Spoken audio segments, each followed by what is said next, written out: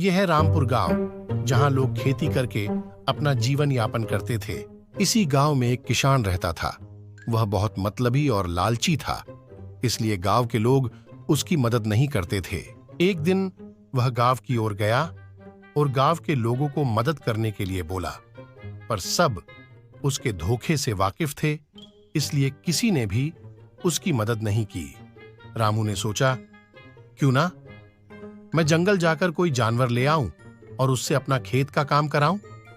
इतना सोच के वह जंगल की ओर चले जाता है और बहुत ढूंढने के बाद, इधर उधर देखने के बाद उसे एक बंदर दिखाई देता है और वो उस बंदर के पास जाकर कहता है, क्या तुम मेरे साथ चल के मेरे खेत में काम करोगे? बंदर मान जाता है और बोलता है, ठीक है, पर मैं खेत की आधी फसल लूंगा।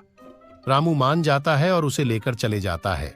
रामू बहुत चालाक होता है और वो आलू की खेती करता है और बोलता है, शर्त के हिसाब से आधी आधी फसल हमें बांटना है, तो मैं नीचे की फसल लूंगा और तुम ऊपर की ले लेना। बंदर उसकी बात मान लेता है और फिर वो बहुत मेहनत करके आलू की बहुत अच्छी फसल तैयार कर लेता है।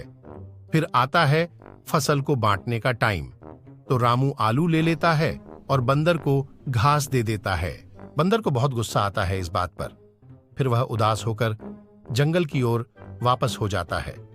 फिर रामू बंदर के पीछे पीछे जाता है और उससे बोलता है कि तुम मत जाओ, अब की बार तुम जमीन के नीचे की फसल ले लेना और मैं ऊपर की ले लूंगा।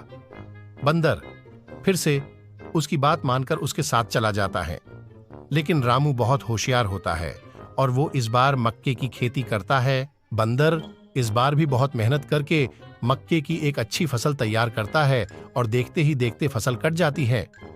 फिर रामू और बंदर बंटवारा करते हैं, तो फसल रामू के पास जाती है और बंदर के हाथ फिर से कचरा लगता है।